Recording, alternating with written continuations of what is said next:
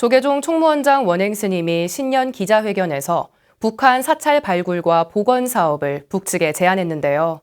문화재청이 경기도 강원도와 함께 북한의 민족유산 현황과 남북 간의 문화재 교류 방안을 공동 논의하는 정책 포럼을 개최했습니다.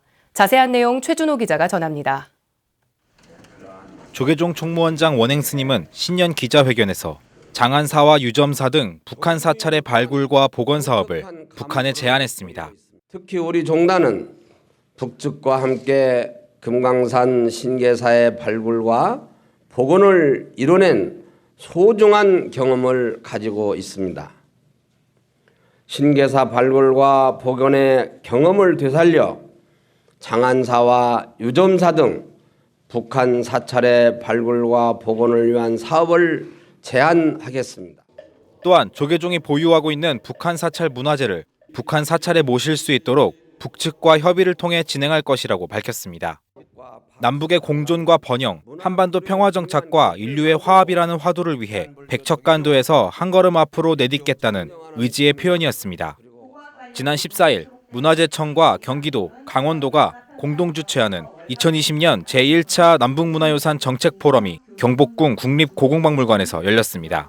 하노이 회담 결렬 이후 남북관계가 경색돼 있는 가운데 열려 의미를 더한 이번 포럼은 북한 정책 변화에 따른 민족유산의 현황과 이해를 주제로 진행됐습니다. 남북 문화유산의 공동 보존과 교류를 위한 정책 수립, 또 이를 위한 조사 연구는 지속적으로 이루어져야 할 것입니다.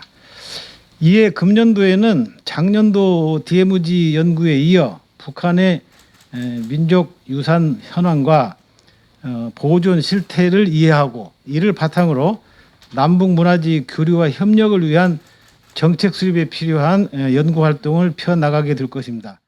포럼에서 주제로 삼은 북한의 민족유산은 남한의 문화유산에 해당하는데 유적과 유물, 무형문화재라 할 수 있는 비물질 유산, 천연기념물 등의 자연유산으로 구분됩니다.